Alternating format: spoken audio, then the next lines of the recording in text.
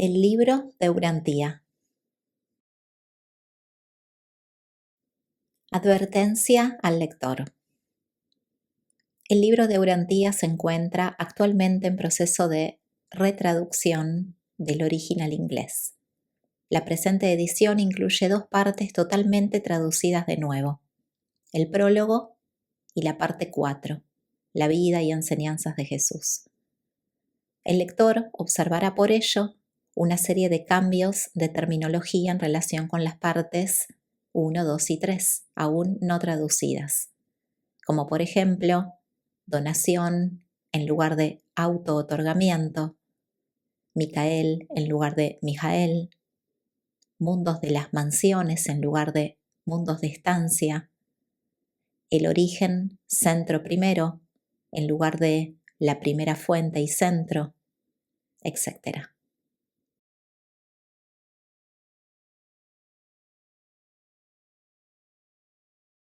Parte 3.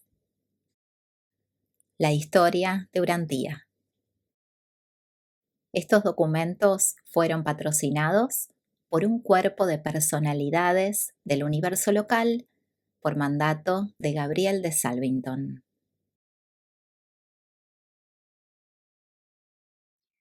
Capítulo 118. El Supremo y el Último. El tiempo y el espacio. En relación con las diversas naturalezas de la deidad, se puede decir que 1. El Padre es un yo que existe por sí mismo. 2. El Hijo es un yo coexistente. 3. El Espíritu es un yo que existe conjuntamente. 4. El Supremo es un yo evolutivo experiencial. 5. El séptuple es una divinidad autodistributiva. 6. El último es un yo trascendental experiencial. Y 7. El absoluto es un yo existencial experiencial. Aunque Dios séptuple es indispensable para alcanzar evolutivamente al Supremo, el Supremo es también indispensable para la aparición final del último. Y la doble presencia del Supremo y del último constituye la asociación básica de la deidad subabsoluta y derivada, porque los dos son interdependientemente complementarios para alcanzar el destino. Juntos constituyen el puente experiencial que conecta los comienzos y las terminaciones de todo crecimiento creativo en el universo maestro. El crecimiento creativo es interminable, pero siempre satisfactorio, inacabable en extensión, pero siempre puntualizado por aquellos momentos satisfactorios para la personalidad en que se alcanza una meta transitoria y que sirven tan eficazmente como preludios para la movilización hacia nuevas aventuras de crecimiento cósmico, de exploración del universo y de alcance de la deidad. Aunque el ámbito de las matemáticas está lleno de limitaciones cualitativas, proporciona a la mente finita una base conceptual para examinar la infinidad. Los números no tienen ninguna limitación cuantitativa, ni siquiera en la comprensión de la mente finita. Por muy grande que sea el número que se ha concebido, siempre podéis imaginar uno más a añadir. Podéis comprender también que esto es menor que la infinidad, pues por muchas veces que repitáis esta adición, siempre se podrá añadir un número más. Al mismo tiempo, la serie infinita se puede totalizar en un punto dado cualquiera. Y este total, o más bien este subtotal, proporciona a una persona determinada, en un momento dado y en un estado determinado, la plenitud del dulzor de haber alcanzado una meta. Pero tarde o temprano, esta misma persona empieza a tener hambre y anhelo de metas nuevas y más grandes. Y estas aventuras de crecimiento aparecerán constantemente en la plenitud de los tiempos y en los ciclos de la eternidad. Cada época universal sucesiva es la antecámara de la era siguiente de crecimiento cósmico, y cada época del universo proporciona un destino inmediato para todas las etapas anteriores. Abona es, en sí misma y por sí misma, una creación perfecta, pero limitada por su perfección. La perfección de Abona, que se extiende hacia los superuniversos evolutivos, no solamente encuentra un destino cósmico, sino también la liberación de las limitaciones de la existencia preevolutiva. 1. El tiempo y la eternidad.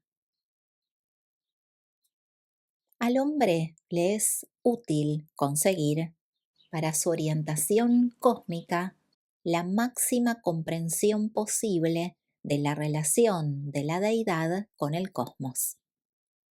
Aunque la naturaleza de la deidad absoluta es eterna, los dioses están relacionados con el tiempo como una experiencia en la eternidad. En los universos evolutivos, la eternidad es la perpetuidad temporal, el eterno ahora. La personalidad de la criatura mortal puede eternizarse mediante su identificación con el espíritu interior por medio de la técnica de escoger hacer la voluntad del Padre. Esta consagración de la voluntad equivale a llevar a cabo una intención real y eterna. Esto significa que la intención de la criatura se ha vuelto invariable en relación con la sucesión de los momentos. Dicho de otra manera, que la sucesión de los momentos no presenciará ningún cambio en la intención de la criatura. 1.000.000 o 1.000.000.000 de momentos no supondrán ninguna diferencia. Los números han dejado de tener significado en lo que se refiere a la intención de la criatura. Y así, la elección de la criatura más la elección de Dios se traducen en las realidades eternas de la unión interminable entre el Espíritu de Dios y la naturaleza del hombre para el servicio perpetuo de los hijos de Dios y de su Padre paradisíaco. Existe una relación directa entre la madurez y la unidad de la conciencia del tiempo que tiene cualquier intelecto dado.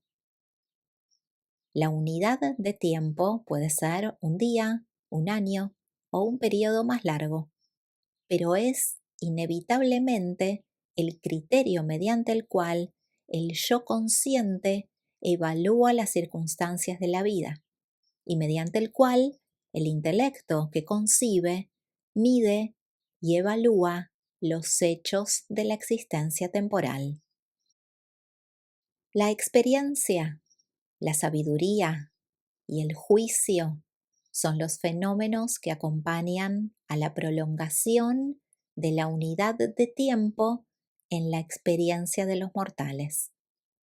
A medida que la mente humana retrocede en el pasado, evalúa la experiencia pasada con objeto de hacer que influya sobre una situación presente. Cuando la mente se introduce en el futuro, intenta evaluar el significado futuro de una posible acción. Una vez que ha tenido en cuenta así tanto la experiencia como la sabiduría, la voluntad humana ejerce su juicio y su decisión en el presente.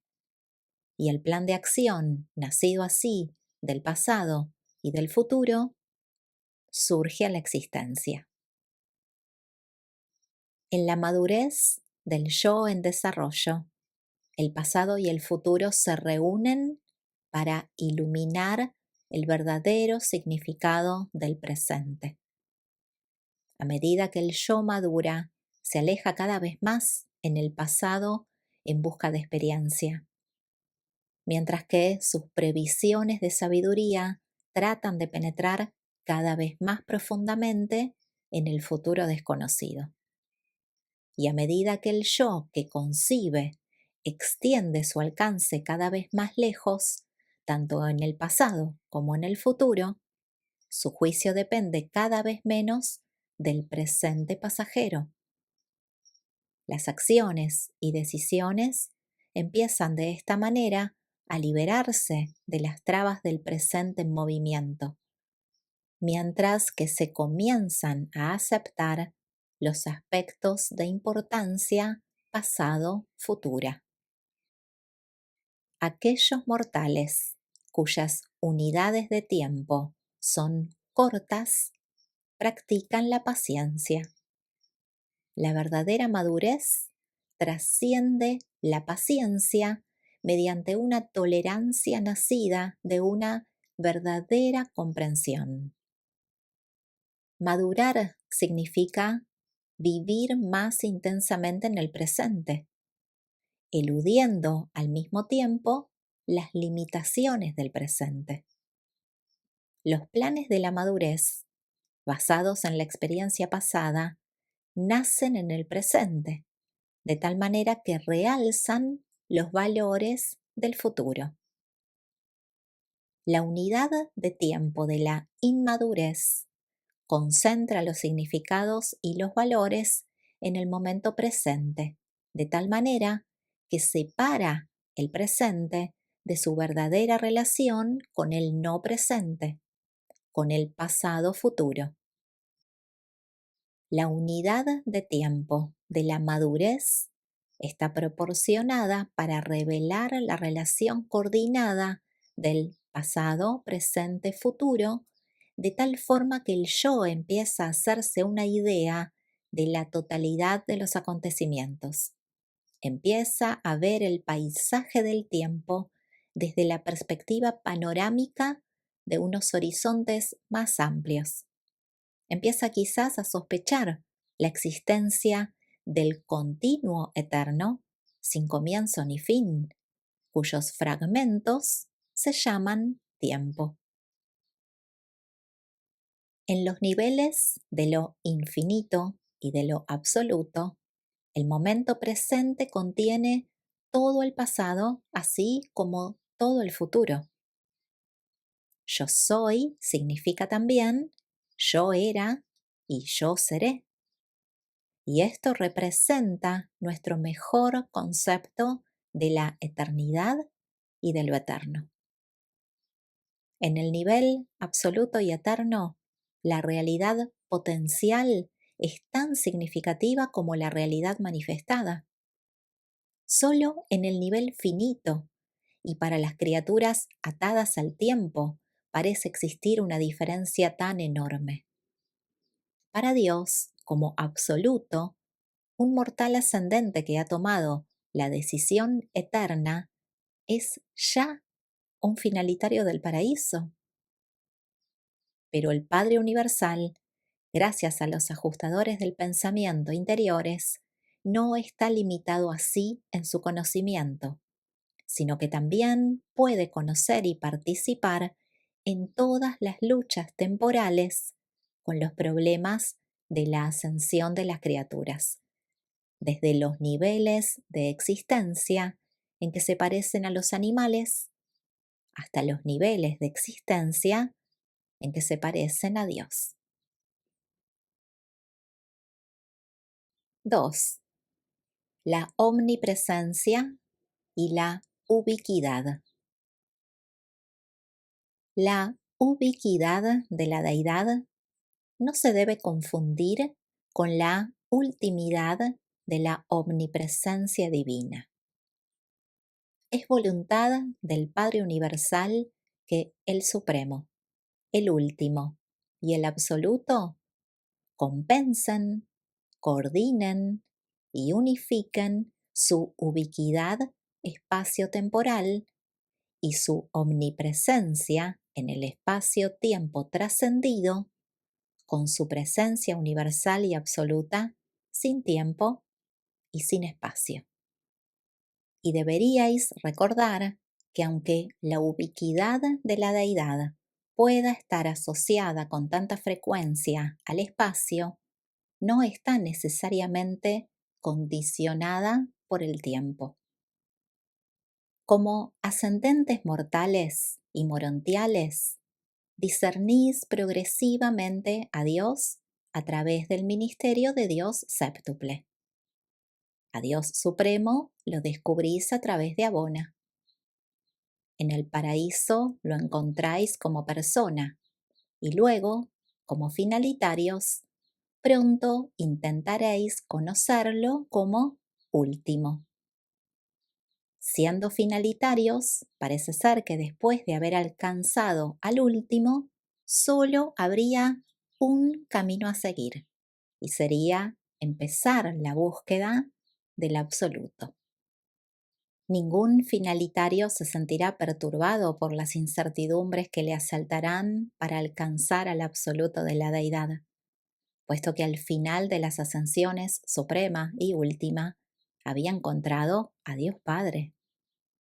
Estos finalitarios creerán sin duda que, aunque consiguieran encontrar a Dios absoluto, solo estarían descubriendo al mismo Dios, al Padre paradisíaco manifestándose en unos niveles más cercanos a lo infinito y a lo universal.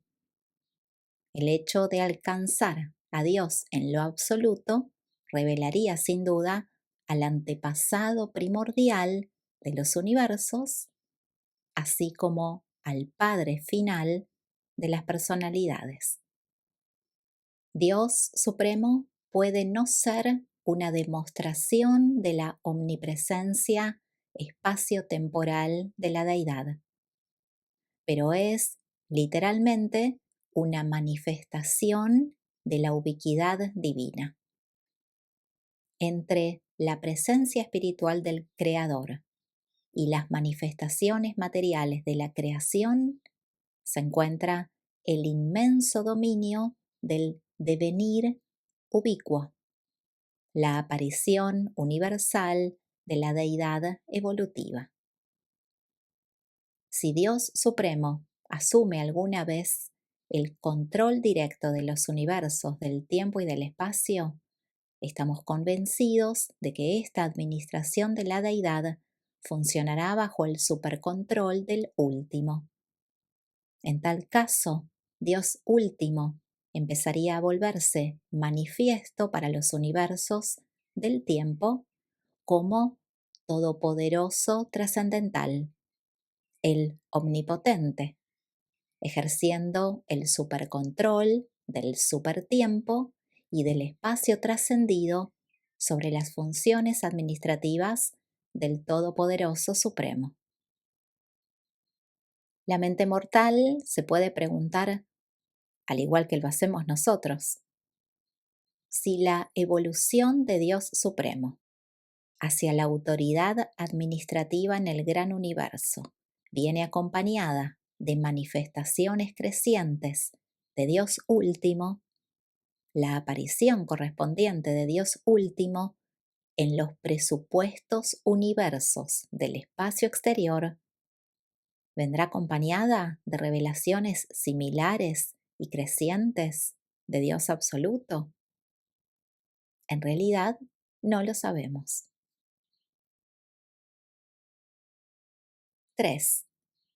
Las relaciones entre el tiempo y el espacio. La deidad solo podía unificar sus manifestaciones espacio-temporales para la concepción finita por medio de la ubiquidad, ya que el tiempo es una sucesión de instantes, mientras que el espacio es un sistema de puntos asociados. Después de todo, vosotros percibís el tiempo por análisis y el espacio por síntesis. Coordináis y asociáis estas dos concepciones desiguales mediante la perspicacia integradora de la personalidad. De todo el mundo animal, solo el hombre posee esta manera de percibir el espacio-tiempo. Para un animal, el movimiento tiene un significado, pero el movimiento solo representa un valor para una criatura con categoría de personalidad. Las cosas están condicionadas por el tiempo, pero la verdad está fuera del tiempo. Cuanta más verdad conocéis, más verdad sois. Más cosas podéis entender del pasado y comprender del futuro. La verdad es inamovible. Está eternamente exenta de todas las vicisitudes transitorias, aunque nunca está muerta ni es formalista, sino siempre vibrante y adaptable, radiantemente viva. Pero cuando la verdad se une a los hechos, entonces el tiempo y el espacio condicionan sus significados y correlacionan sus valores. Estas realidades de la verdad, enlazadas con los hechos, se vuelven conceptos y son relegadas, en consecuencia, al ámbito de las realidades cósmicas relativas. La unión de la verdad absoluta y eterna del Creador con la experiencia objetiva de la criatura finita y temporal produce un nuevo valor emergente del Supremo. El concepto del Supremo es esencial para coordinar el mundo superior divino e invariable con el mundo inferior finito y en constante cambio. De todas las cosas no absolutas, el espacio es el que está más cerca de ser absoluto. El espacio es en apariencia absolutamente último. La verdadera dificultad que tenemos para comprender el espacio en el nivel material se debe al hecho de que, aunque los cuerpos materiales existen en el espacio también existe en esos mismos cuerpos materiales. Aunque hay muchas cosas relacionadas con el espacio que son absolutas, eso no quiere decir que el espacio sea absoluto. Para comprender las relaciones espaciales, puede ser útil suponer que, hablando en términos relativos, el espacio es, después de todo, una propiedad de todos los cuerpos materiales. Por eso, cuando un cuerpo se mueve por el espacio, también lleva consigo todas sus propiedades, incluido el espacio que está dentro de ese cuerpo en movimiento y forma parte de él. Todas las formas de la realidad ocupan espacio en los niveles materiales, pero las formas espirituales solo existen en relación con el espacio. No ocupan ni desplazan espacio y tampoco lo contienen. Pero para nosotros, el enigma principal del espacio está relacionado con la forma de una idea. Cuando penetramos en el ámbito de la mente, nos encontramos con muchos rompecabezas. La forma, la realidad de una idea ocupa espacio. En realidad no lo sabemos, aunque estamos seguros de que la forma de una idea no contiene espacio. Pero no sería muy prudente dar por sentado que lo inmaterial es siempre no espacial. 4. La causalidad primaria y secundaria.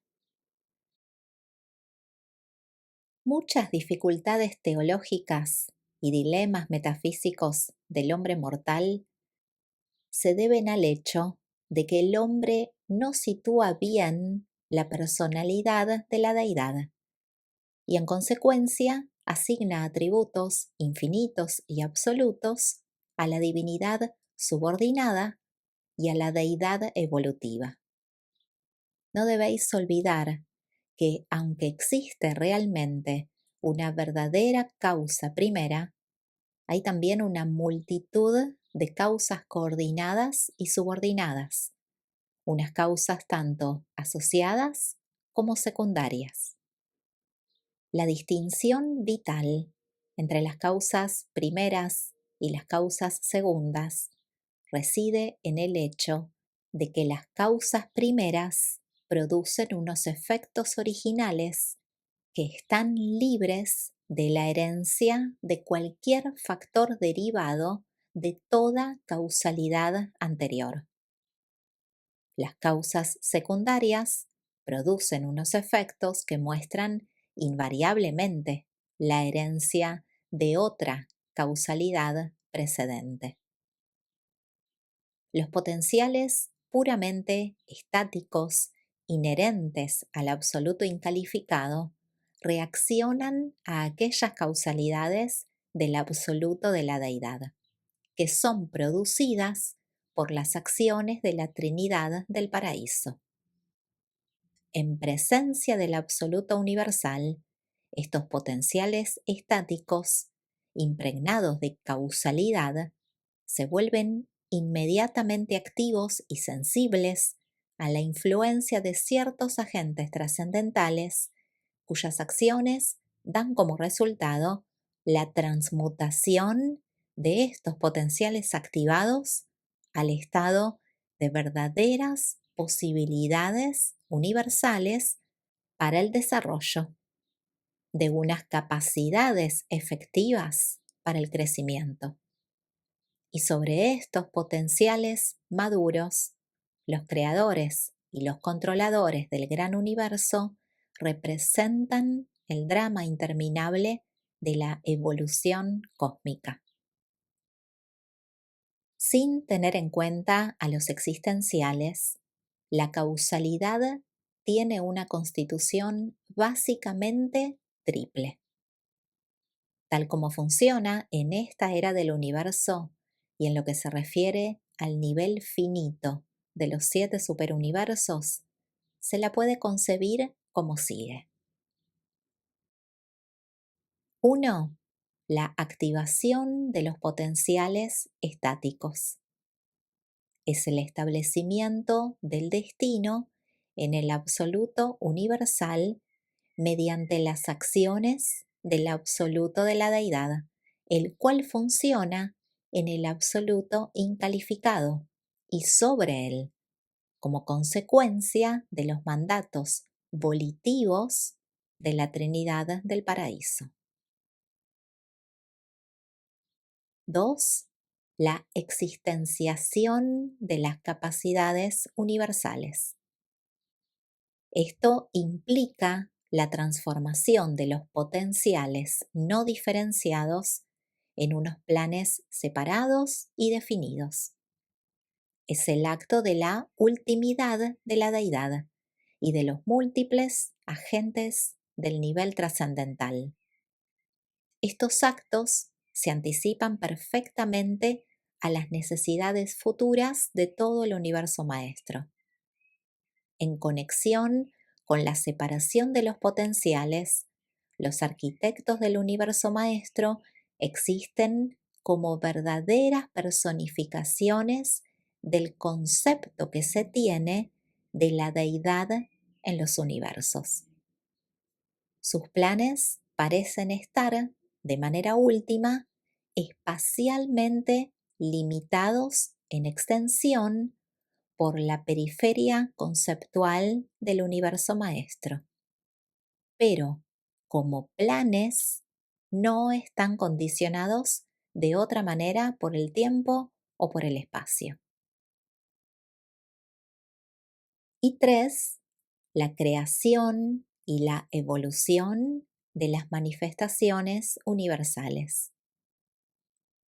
Los creadores supremos actúan sobre un cosmos impregnado por la presencia productora de capacidad de la ultimidad de la deidad, para llevar a cabo las transmutaciones temporales de los potenciales maduros en manifestaciones experienciales. Dentro del universo maestro, toda manifestación de la realidad potencial está limitada por la capacidad última para el desarrollo y está condicionada espacio-temporalmente en las etapas finales de su emergencia. Los hijos creadores que salen del paraíso son, en realidad, creadores transformadores en el sentido cósmico. Pero esto no invalida de ninguna manera el concepto que el hombre tiene de ellos como creadores. Desde el punto de vista finito, por supuesto que pueden crear, y de hecho, lo hacen. 5. La omnipotencia y la compatibilidad. La omnipotencia de la deidad no implica el poder de hacer lo que no es factible. Dentro del marco del espacio-tiempo y desde el punto de referencia intelectual de la comprensión humana, incluso el Dios infinito no puede crear círculos cuadrados, ni producir un mal que sea inherentemente bueno. Dios no puede hacer cosas no divinas. Esta contradicción de términos filosóficos equivale a una no entidad e implica que nada es creado así. Un rasgo de la personalidad no puede ser al mismo tiempo semejante a Dios y no semejante a Dios. La compatibilidad es innata en el poder divino. Y todo esto se deriva del hecho de que la omnipotencia no solo crea cosas con una naturaleza, sino que también da origen a la naturaleza de todas las cosas y de todos los seres. Al principio, el Padre lo hace todo, pero a medida que se despliega el panorama de la eternidad en respuesta a la voluntad y a los mandatos del infinito, se hace cada vez más evidente que las criaturas, e incluso los hombres, han de convertirse en los asociados de Dios para llevar a cabo la finalidad del destino. Y esto es cierto incluso en la vida en la carne. Cuando el hombre y Dios forman una asociación, no se puede poner ninguna limitación a las posibilidades futuras de esa asociación. Cuando el hombre se da cuenta de que el Padre Universal es su asociado en la progresión eterna, cuando fusiona con la presencia interior del Padre, ha roto en espíritu las cadenas del tiempo y ya ha entrado en las progresiones de la eternidad en busca del Padre Universal. La conciencia humana pasa de los hechos a los significados y luego a los valores. La conciencia del creador parte del valor que aparece en el pensamiento, pasa por el significado que se manifiesta en la palabra y llega al hecho de la acción. Dios siempre tiene que actuar para romper el punto muerto de la unidad incalificada inherente a la infinidad existencial. La deidad tiene siempre que proporcionar el universo modelo, las personalidades perfectas, la verdad, la belleza y la bondad originales, que todas las creaciones subdivinas se esfuerzan por conseguir. Dios debe siempre encontrar primero al hombre, para que el hombre pueda más tarde encontrar a Dios. Siempre debe haber un Padre universal antes de que pueda existir una filiación universal y la fraternidad universal resultante. 6. La omnipotencia y la omnifacencia. Dios es realmente omnipotente, pero no es omnifaciente. No hace personalmente todo lo que se hace. La omnipotencia abarca el potencial de poder del Todopoderoso Supremo y del Ser Supremo. Pero los actos volitivos de Dios Supremo no son las acciones personales del Dios infinito. Defender la omnifacencia de la deidad primordial equivaldría a quitarle sus derechos a casi 1.000.000 de hijos creadores paradisíacos, sin mencionar las innumerables huestes de otras diversas órdenes de ayudantes creativos simultáneos. Solo hay una causa sin causa en todo el universo. Todas las demás causas se derivan de esta única gran fuente centro primera. Y nada en esta filosofía va en contra del libre albedrío de los innumerables hijos de la deidad diseminados por un inmenso universo. Dentro de un marco local, la abolición puede parecer que funciona como una causa sin causa, pero manifiesta infaliblemente unos factores hereditarios que establecen su relación con las primeras causas únicas, originales y absolutas. Toda volición es relativa. En el sentido original, solo el Padre Yo Soy posee la finalidad de la volición. En el sentido absoluto, solo el Padre, el Hijo y el Espíritu muestran las prerrogativas de una volición no condicionada por el tiempo ni limitada por el espacio.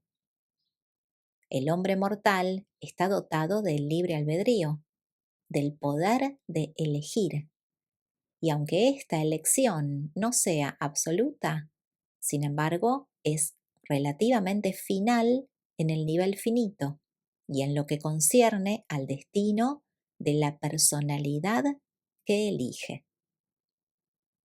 La abolición en cualquier nivel, excepto en el absoluto, encuentra unas limitaciones que forman parte constituyente de la personalidad misma que ejerce el poder de elección.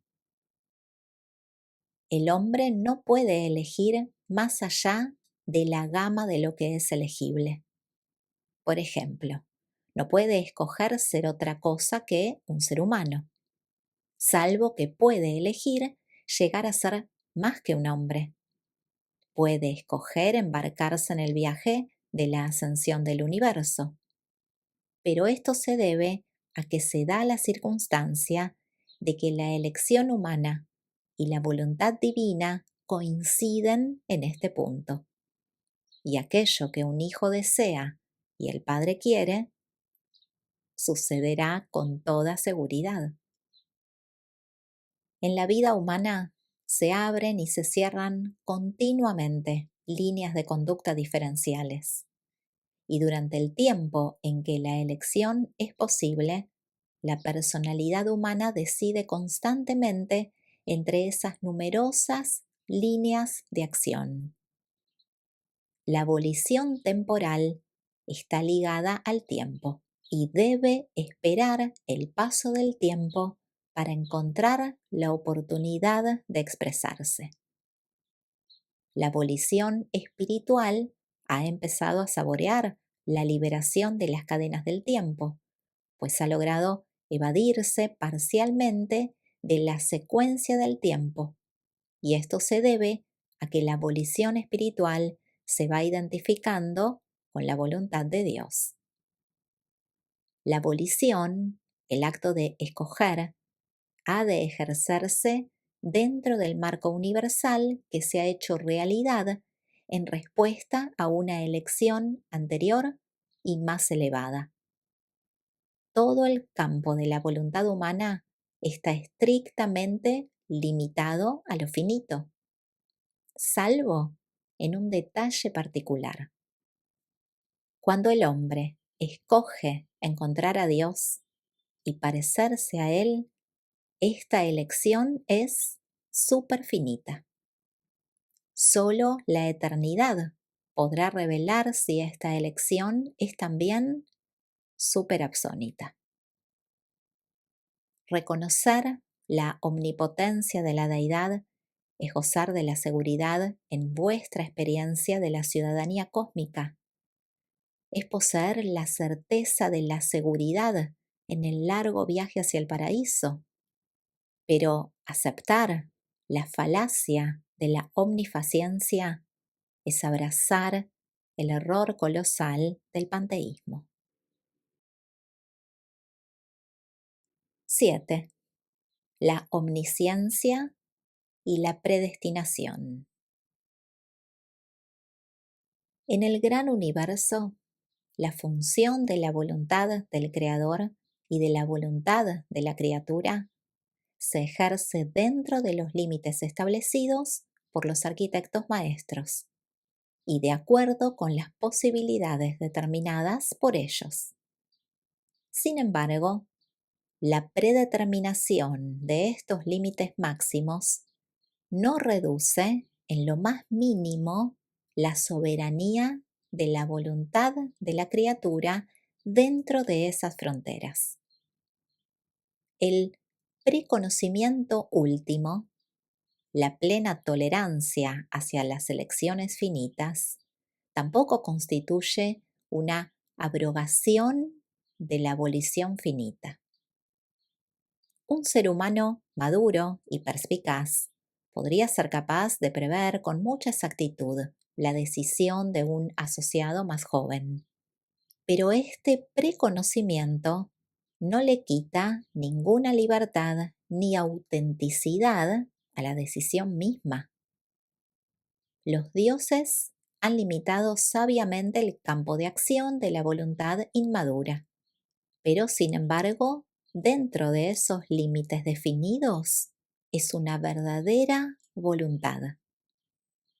Incluso la correlación suprema de todas las elecciones pasadas, presentes y futuras no invalida la autenticidad de dichas elecciones.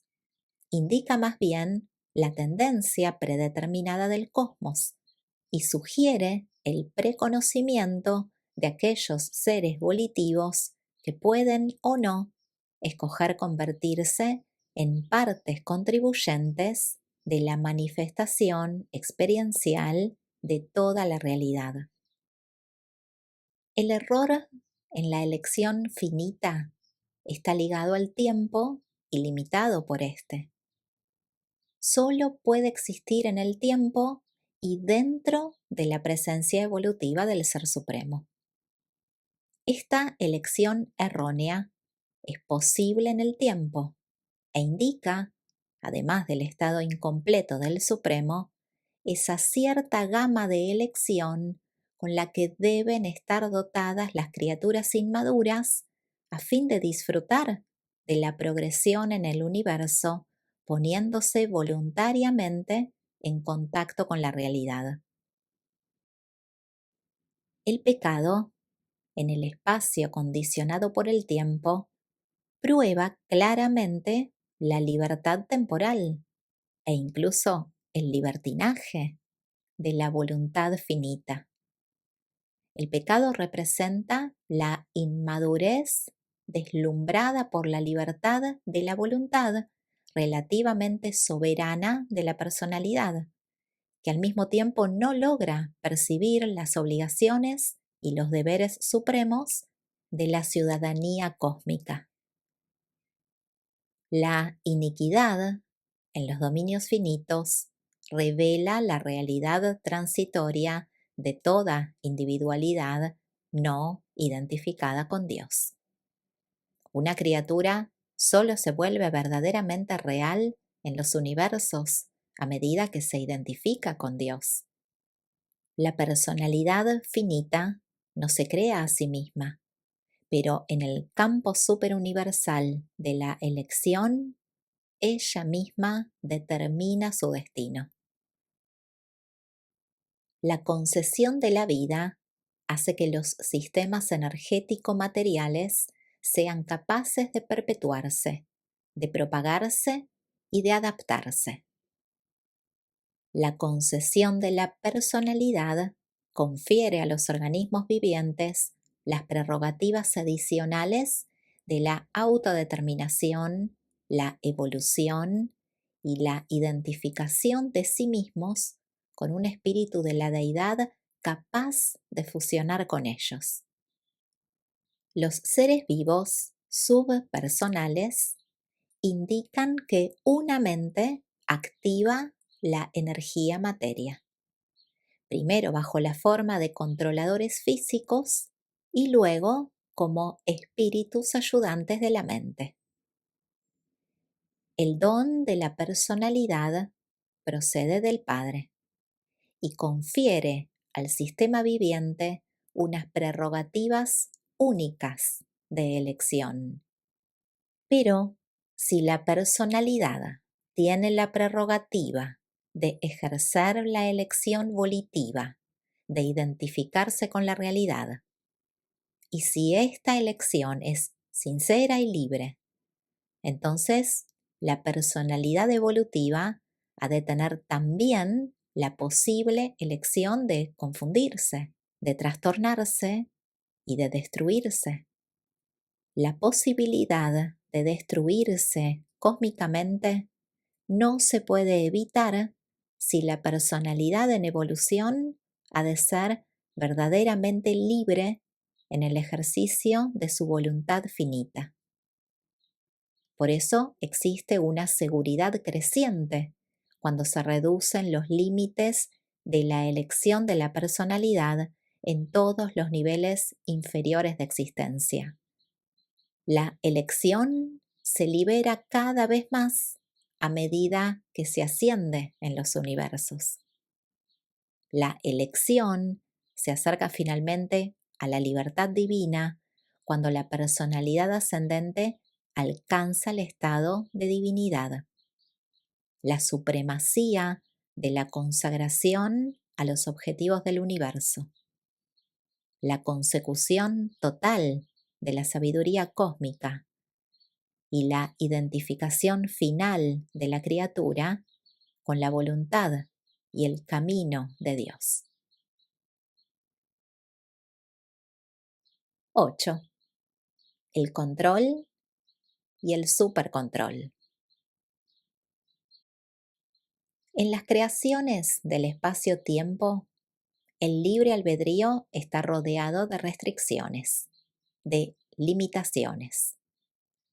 La evolución de la vida material es al principio maquinal. Luego es activada por la mente y, después de la concesión de la personalidad, puede dejarse dirigir por el espíritu. En los mundos habitados, los potenciales de las implantaciones originales de vida física de los portadores de vida limitan físicamente la evolución orgánica. El hombre mortal es una máquina, un mecanismo viviente. Sus raíces se encuentran realmente en el mundo físico de la energía. Muchas reacciones humanas son de naturaleza maquinal. Una gran parte de la vida se parece a una máquina. Pero el hombre, un mecanismo, es mucho más que una máquina. Está dotado de una mente y habitado por un espíritu.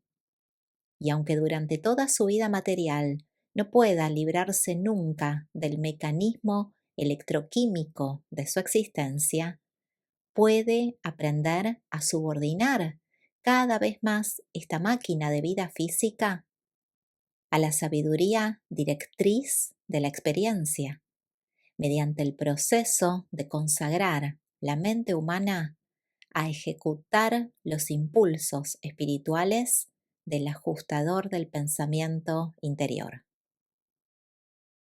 El espíritu libera el funcionamiento de la voluntad y el mecanismo lo limita. La elección imperfecta, no controlada por el mecanismo ni identificada con el espíritu, es peligrosa e inestable. El predominio mecánico asegura la estabilidad a expensas del progreso. La alianza con el espíritu libera a la elección del nivel físico y asegura al mismo tiempo la estabilidad divina producida por una perspicacia universal acrecentada y una mayor comprensión cósmica. El gran peligro que acecha a la criatura cuando consigue librarse de las cadenas del mecanismo de la vida es que no logre compensar esta pérdida de estabilidad llevando a cabo una armoniosa unión de trabajo con el espíritu. Cuando la elección de la criatura se libera relativamente de la estabilidad maquinal, puede intentar liberarse aún más con independencia de una mayor identificación con el espíritu. Todo el principio de la evolución biológica hace imposible que el hombre primitivo aparezca en los mundos habitados provisto de un gran dominio de sí mismo.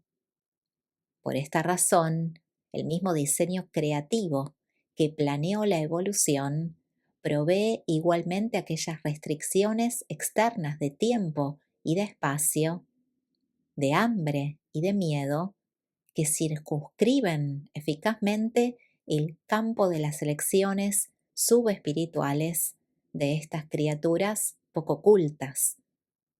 A medida que la mente del hombre sobrepasa con éxito unas barreras cada vez más difíciles, este mismo diseño creativo también ha previsto la lenta acumulación de la herencia racial de una sabiduría experiencial penosamente adquirida.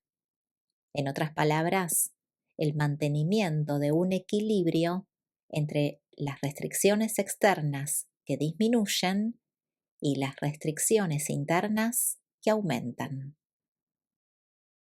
La lentitud de la evolución, del progreso cultural humano, demuestra la eficacia de ese freno, la inercia material que actúa con tanta eficiencia para retrasar las velocidades peligrosas del progreso.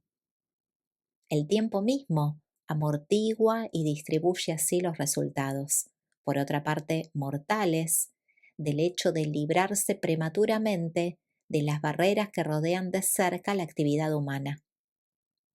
Pues, cuando la cultura avanza demasiado deprisa, cuando los logros materiales van más rápido que la evolución de la sabiduría y la adoración, la civilización contiene en sí misma las semillas del retroceso, y a menos que esa civilización sea reforzada por un rápido aumento de la sabiduría experiencial, esas sociedades humanas descenderán desde los niveles elevados pero prematuros que han alcanzado y las edades de las tinieblas del interregno de la sabiduría presenciarán el restablecimiento inexorable del desequilibrio entre la libertad del yo y el dominio de sí mismos. La iniquidad de Caligastia consistió en desviar el regulador temporal de la liberación humana progresiva, la destrucción gratuita de las barreras restrictivas, unas barreras que en las mentes de los mortales de aquellos tiempos no habían sobrepasado por experiencia. La mente que puede llevar a cabo una reducción parcial del tiempo y del espacio prueba, mediante este acto mismo, que posee en sí misma las semillas de sabiduría que pueden servir eficazmente en lugar de la barrera restrictiva que ha trascendido. Lucifer intentó destruir del mismo modo el regulador temporal que frenaba la obtención prematura de ciertas libertades en el sistema local.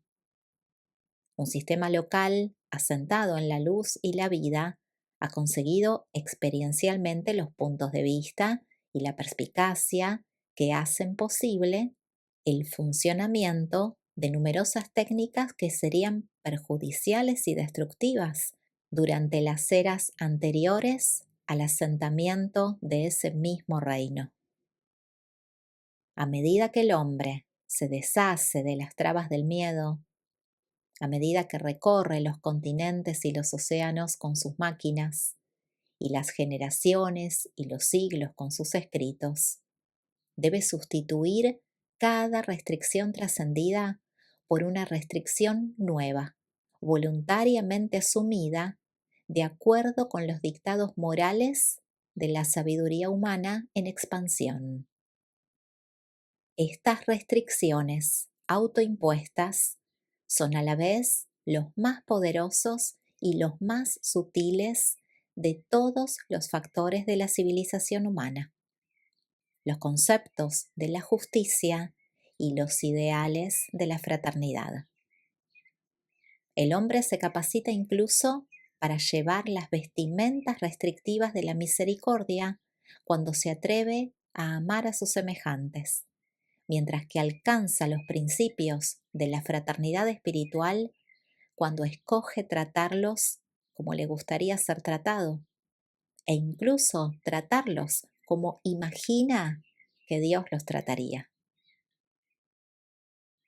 Una reacción universal automática es estable y de alguna forma tiene una continuidad en el cosmos. Una personalidad que conoce a Dios y que desea hacer su voluntad, que tiene perspicacia espiritual, es divinamente estable y existe eternamente.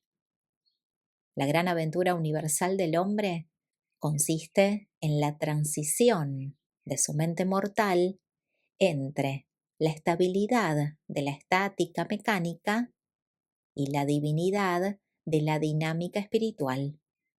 Y esta transformación la consigue mediante la fuerza y la constancia de las decisiones de su propia personalidad, declarando en cada situación de la vida: es mi voluntad que se haga tu voluntad.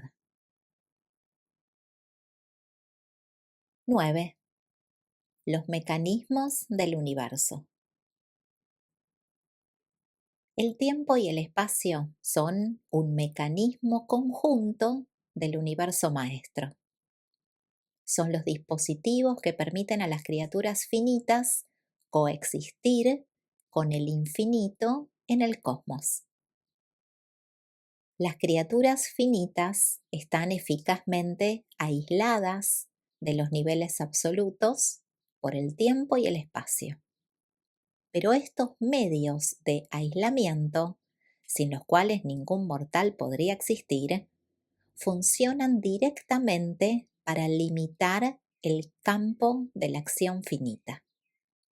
Sin ellos, ninguna criatura podría actuar, pero a causa de ellos, los actos de cada criatura están claramente limitados.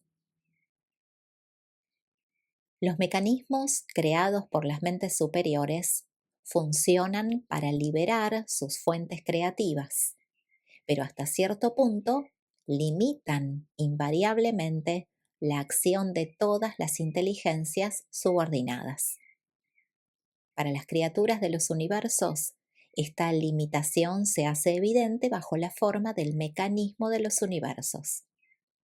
El hombre no posee un libre albedrío sin trabas. El alcance de su elección tiene unos límites, pero dentro del radio de esa elección, su voluntad es relativamente soberana. El mecanismo vital de la personalidad mortal, el cuerpo humano, es el producto de un diseño creativo supermortal. Por eso nunca puede ser perfectamente controlado por el hombre mismo. Solo cuando el hombre ascendente, en unión con el ajustador fusionado, cree por sí mismo el mecanismo destinado a expresar su personalidad, conseguirá controlarlo a la perfección. El gran universo es un mecanismo así como un organismo, mecánico y viviente. Un mecanismo viviente activado por una mente suprema que se coordina con un espíritu supremo y que encuentra su expresión en los máximos niveles de unificación del poder con la personalidad bajo la forma de ser supremo. Pero negar el mecanismo de la creación finita es negar un hecho y no hacer caso de la realidad. Los mecanismos son el producto de una mente creativa que actúa sobre los potenciales cósmicos y en ellos. Los mecanismos son las cristalizaciones fijas del pensamiento del creador y siempre funcionan de conformidad con el concepto volitivo que les dio origen. Pero la finalidad de cualquier mecanismo se encuentra en su origen, no en su función. No se debería pensar que estos mecanismos limitan la acción de la deidad. La verdad es más bien que mediante estos mismos mecanismos, la deidad ha llevado a cabo una fase de expresión eterna. Los mecanismos básicos del universo han surgido a la existencia en respuesta a la voluntad absoluta de la fuente centro primera y en consecuencia funcionarán de manera eterna en perfecta armonía con el plan del infinito. Son, en verdad, los arquetipos no volitivos de este mismo plan.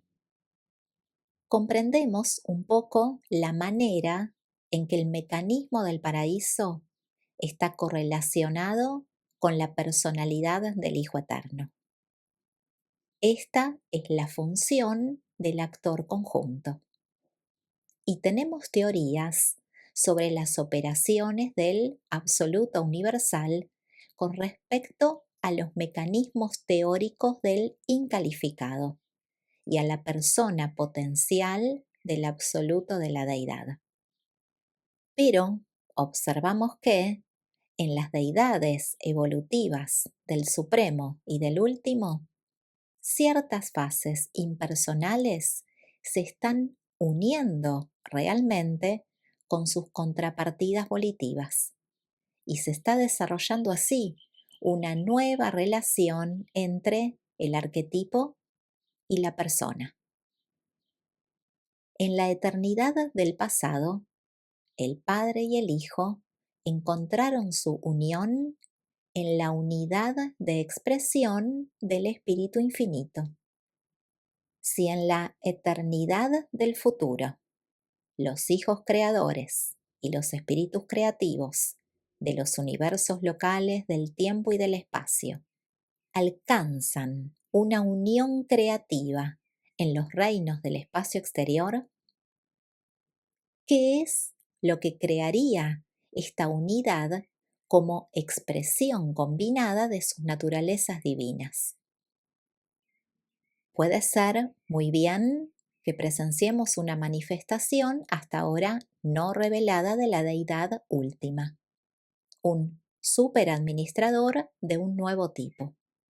Estos seres poseerían unas prerrogativas de personalidad excepcionales, ya que serían la unión del creador personal, del espíritu creativo impersonal, de la experiencia como criatura mortal y de la personalización progresiva de la ministra divina.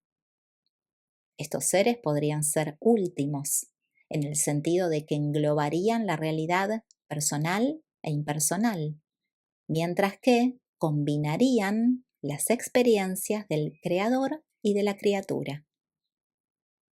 Cualesquiera que sean los atributos de estas terceras personas que formarán parte de estas supuestas trinidades funcionales de las creaciones del espacio exterior, mantendrán con sus padres creadores y sus madres creativas una relación un poco semejante a la que el Espíritu Infinito mantiene con el Padre Universal y el Hijo Eterno.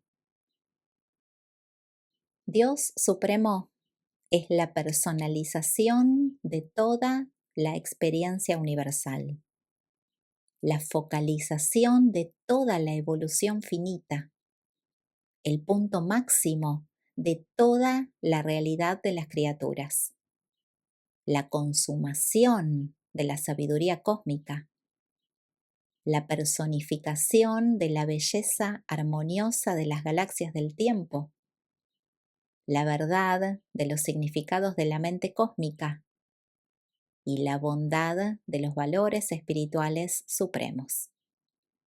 Y Dios Supremo sintetizará en el eterno futuro estas múltiples diversidades finitas en un conjunto experiencialmente significativo, tal como se encuentran ahora existencialmente unidas en los niveles absolutos en la Trinidad del Paraíso. 10. Las funciones de la providencia. La providencia no significa que Dios ha decidido todas las cosas para nosotros y por adelantado. Dios nos ama demasiado como para hacer esto, pues esto no sería más que una tiranía cósmica. El hombre posee unos poderes de elección relativos, y el amor divino tampoco es ese afecto miope que mimaría y consentiría a los hijos de los hombres. El Padre, el Hijo y el Espíritu, como Trinidad, no son el Todopoderoso Supremo, pero la supremacía del Todopoderoso nunca puede manifestarse sin ellos. El crecimiento del Todopoderoso está centrado en los absolutos de manifestación y basado en los absolutos de potencialidad. Pero las funciones del Todopoderoso Supremo están relacionadas con las funciones de la Trinidad del Paraíso. Parece ser que la personalidad de esta deidad experiencial está reuniendo parcialmente todas las fases de la actividad universal en el Ser Supremo. Por consiguiente, cuando deseamos ver a la Trinidad como un solo Dios, y si limitamos este concepto al gran universo actual conocido y organizado, descubrimos que el Ser Supremo en evolución es la descripción parcial de la Trinidad del Paraíso. Y comprobamos además que esta deidad suprema está evolucionando en forma de personalidad como la síntesis de la materia, la mente y el espíritu finitos en el gran universo. Los dioses tienen atributos, pero la Trinidad tiene funciones. Y al igual que la Trinidad, La providencia es una función, el compuesto del supercontrol, distinto al personal del universo de universos, que se extiende desde los niveles evolutivos del séptuple, los cuales se sintetizan en el poder del Todopoderoso, y se eleva a través de los reinos trascendentales de la ultimidad de la deidad. Dios ama a cada criatura como a un hijo, y este amor cubre con su sombra a cada criatura a través de todos los tiempos y de toda la eternidad. La providencia funciona con respecto a la totalidad y se ocupa de la función de cualquier criatura en la medida en que esa función está relacionada con la totalidad. La intervención providencial con respecto a un ser determinado indica la importancia de la función de ese ser en lo que concierne al crecimiento evolutivo de alguna totalidad.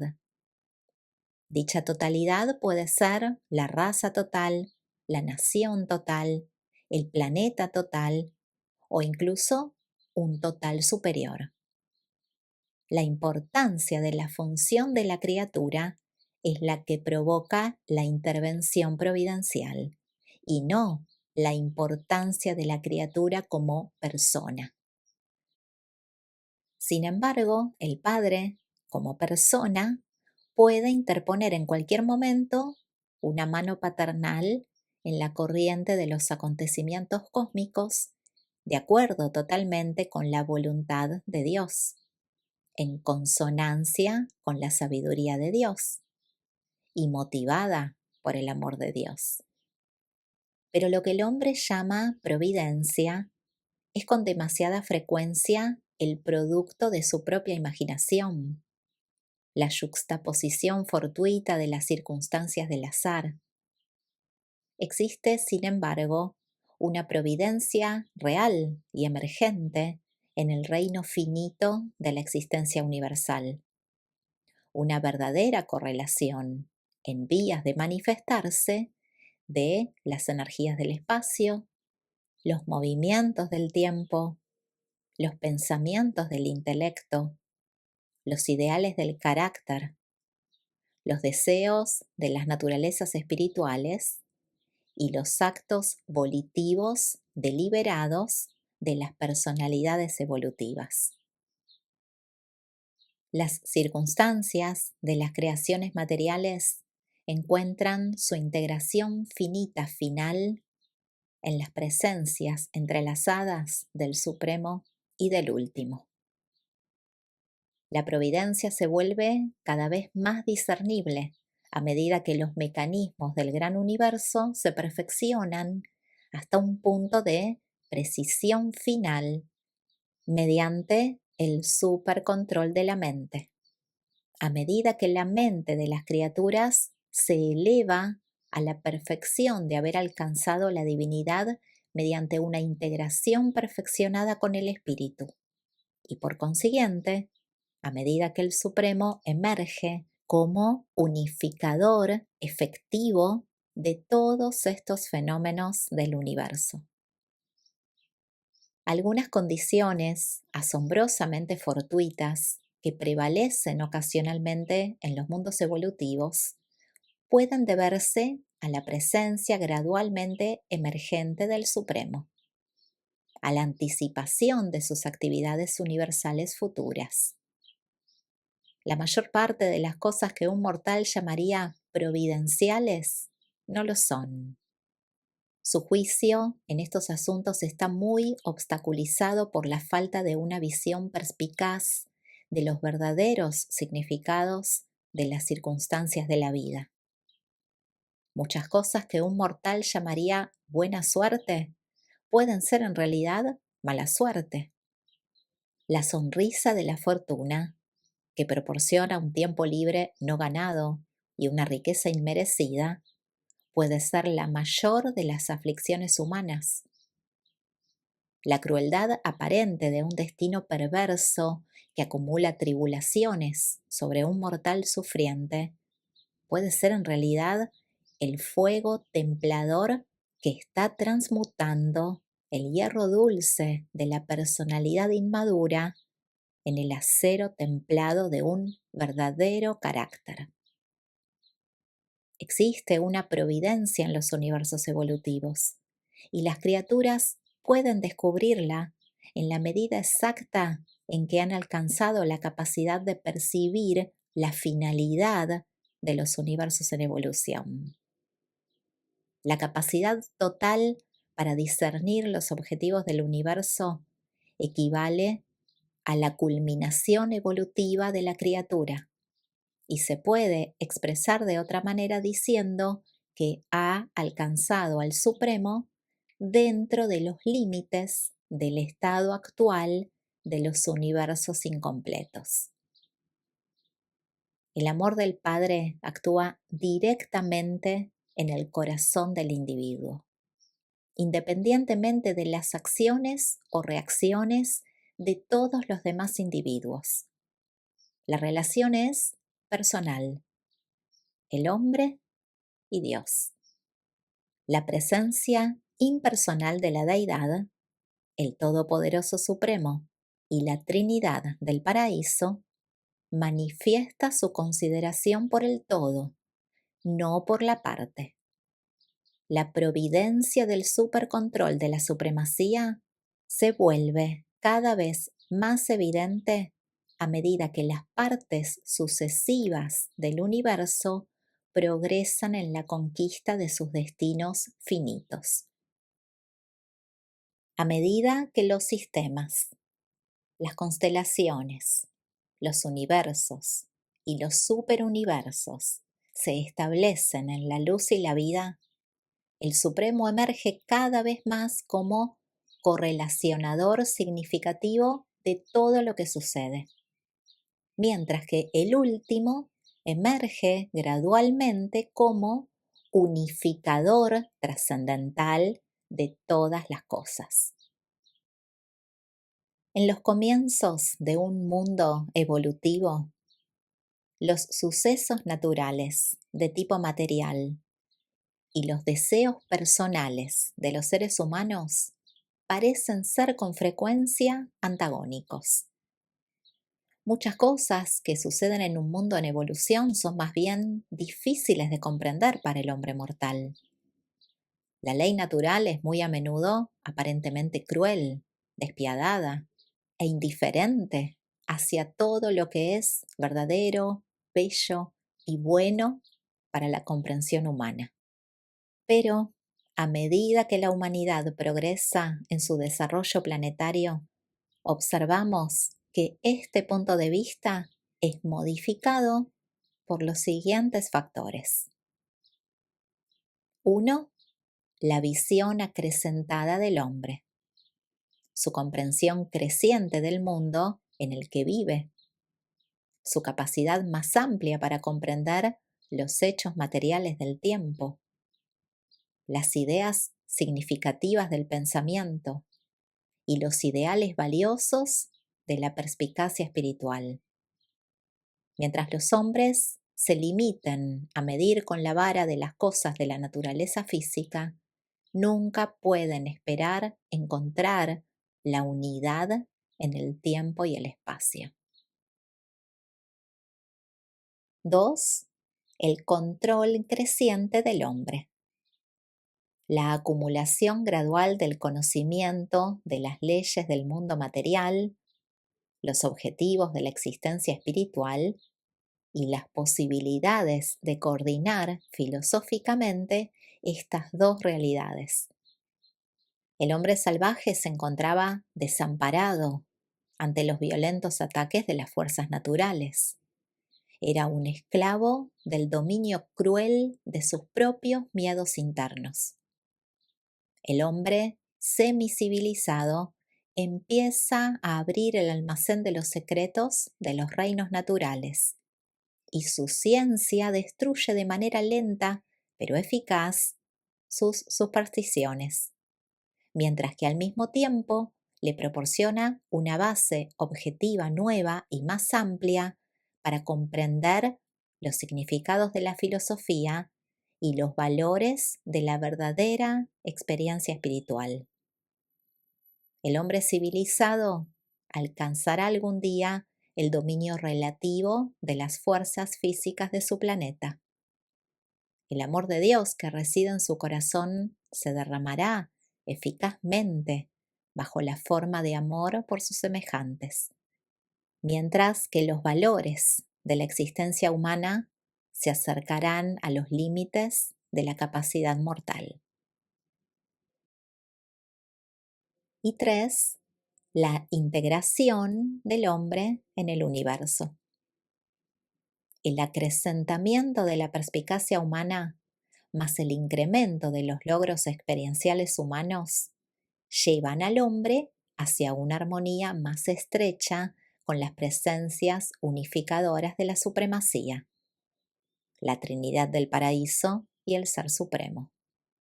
Y esto es lo que establece la soberanía del Supremo en los mundos asentados desde hace mucho tiempo en la luz y la vida.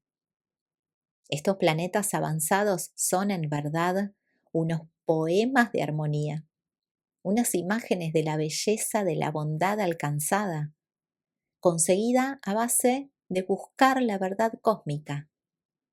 Si estas cosas pueden suceder en un planeta, entonces otras mucho más grandes pueden suceder en un sistema y en las unidades más amplias del gran universo, a medida que consigan también una estabilidad indicativa de que los potenciales para el crecimiento finito se han agotado. En un planeta de este tipo avanzado, la providencia se ha vuelto una realidad. Las circunstancias de la vida están correlacionadas, pero esto no solo se debe a que el hombre ha llegado a dominar los problemas materiales de su mundo. Se debe también a que ha empezado a vivir de acuerdo con la tendencia de los universos. Sigue el camino de la supremacía que le conduce a alcanzar al Padre Universal. El reino de Dios está en el corazón de los hombres. Y cuando este reino se convierte en una realidad en el corazón de cada individuo de un mundo, entonces el reinado de Dios se ha vuelto real en ese planeta. Y esta es la soberanía conseguida del Ser Supremo. Para hacer realidad la providencia en el tiempo, el hombre debe llevar a cabo la tarea de conseguir la perfección. Pero el hombre puede incluso ahora conocer de antemano esta providencia en sus significados eternos cuando reflexiona sobre el hecho universal de que todas las cosas, ya sean buenas o malas, trabajan unidas para el progreso de los mortales que conocen a Dios, en su búsqueda del Padre de todos. La providencia se discierne cada vez más a medida que los hombres se elevan de lo material a lo espiritual. Alcanzar una completa perspicacia espiritual permite a la personalidad ascendente detectar armonía donde hasta entonces solo había caos. Incluso la mota morontial representa un progreso real en esta dirección. La providencia es en parte el supercontrol del Supremo incompleto, manifestado en los universos incompletos, y por lo tanto siempre deberá ser uno parcial, debido a que la manifestación del Ser Supremo se encuentra en un estado incompleto. Y dos, imprevisible, debido a las fluctuaciones de la actitud de las criaturas, que siempre varía de nivel en nivel, causando así una reacción recíproca aparentemente variable en el Supremo. Cuando los hombres ruegan para que se produzca una intervención providencial en las circunstancias de la vida, muchas veces la respuesta a sus oraciones es su propio cambio de actitud hacia la vida. Pero la providencia no es caprichosa y tampoco es fantástica ni mágica. Es la aparición lenta y segura del poderoso soberano de los universos finitos, cuya presencia majestuosa es detectada ocasionalmente por las criaturas evolutivas en su progreso universal. La providencia es la marcha cierta y segura de las galaxias del espacio y de las personalidades del tiempo hacia las metas de la eternidad, primero en el Supremo, luego en el último y quizás en el absoluto. Creemos que esta misma providencia existe en la infinidad y que se trata de la voluntad, las acciones y el propósito de la Trinidad del Paraíso, que motiva así el panorama cósmico de unos universos tras otros. Este capítulo es patrocinado por un mensajero poderoso que reside temporalmente en Urantía.